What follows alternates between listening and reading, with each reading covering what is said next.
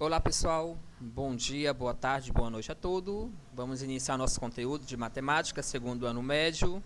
O nosso tema de hoje é prisma. Nós iremos trabalhar aqui a definição, planificação de um prisma, classificação de um prisma, a área da superfície total de um prisma reto e o volume de um prisma. Tá? Aqui quem está falando é o professor Joleno Souza. Então vamos a definição de prisma. O que é prisma? É um sólido delimitado por faces planas e que as faces laterais são paralelogramos e as bases são polígonos congruentes. Tudo bem? Então nós temos aí alguns exemplos. Esse primeiro prisma aí, vocês devem estar analisando que é um prisma de base triangular, porque a base é um triângulo. Observe que as bases desses prismas são polígonos congruentes. Quando eu falo polígonos congruentes, tem todos os lados iguais, pessoal, não se esqueçam disso. E as faces laterais são paralelogramos, certo? Então essa é a ideia e a definição de prisma. Planificação de um prisma. Imagina aí uma caixa de sapato, de creme dental. Se você pegar e abrir essa caixa de sapato, aquela caixinha do creme dental ou algo do tipo, você está abrindo esses materiais, então você está tendo aí a planificação desse material. Então, isso aí é a planificação de um prisma. Imagine aqui um prisma hexagonal. Então, eu abri esse prisma, ficou desse formato. Nós temos aí o exemplo da planificação de um prisma hexagonal regular. Isso também pode ser feito com qualquer outro prisma. Tudo bem?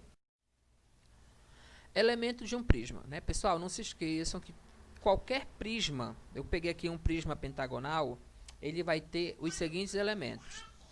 Tem dois planos, chamei de alfa e beta, e cada plano desse é representado por base, né? E observa que na base nós temos a aresta da base, que são as linhas que formam o polígono da base. Nós temos aqui a aresta lateral, que são formadas pelas faces. Nós temos a face lateral e temos a altura. Então, esses elementos representam os elementos de um prisma. Tudo bem? Classificação de um prisma.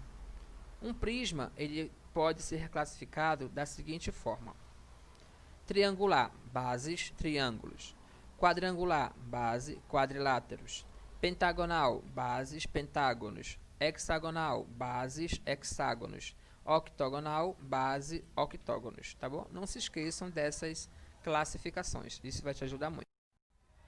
Um exemplo de um prisma triangular, prisma quadrangular, prisma pentagonal e prisma hexagonal, certo? É importante que vocês saibam desenhar isso aí, que vai ajudar muito na resolução de problemas. Conforme a inclinação das arestas laterais, os prismas podem ser retos ou oblíquos. Nós temos aí prisma reto e prisma oblíquo. Prisma reto vai formar um ângulo de 90 graus. Prisma oblíquo, um ângulo menor que 90 graus. Tudo bem? Não se esqueça disso. Área da superfície de um prisma reto. Como é que eu faço para calcular a área da superfície de um prisma reto? É a soma das áreas da base com a área da superfície lateral. Então, para eu encontrar a área total de um prisma, vai ser 2 vezes a área da base mais a área lateral. AB é a área da base do prisma, AL é a soma das áreas das faces laterais. Então, não se esqueça dessa formulazinha aí. Eu coloquei aqui alguns polígonos de bases: retângulo, quadrado, triângulo, hexágono e algumas formulazinhas. O retângulo, base vezes altura. Quadrado, L ao quadrado, né, que no caso é lado vezes lado. Triângulo, base vezes altura dividido por 2. Pessoal, o hexágono é formado por triângulos equiláteros. Então, para eu calcular a área de um triângulo equilátero, vai ser 3 vezes L ao quadrado vezes raiz de 3 dividido por 2. Tá bom? Não se esqueça dessa formulazinha do triângulo equilátero, certo? Então, para eu calcular a área da superfície total de um prisma reto, vai ser 2 vezes a área da base mais a área lateral. Ok? Volume de um prisma. Como é que eu faço para calcular o volume de um prisma? É o produto da área da base pela altura. Então, para eu calcular o volume de um prisma, vou pegar a área da base, multiplicar com a altura. Certo? Essa partezinha é importante que vocês tenham em mente.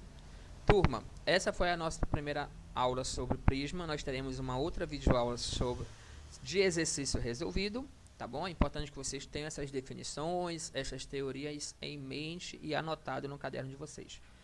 Tchau, tchau, até a próxima aula. Obrigado pela atenção de todos.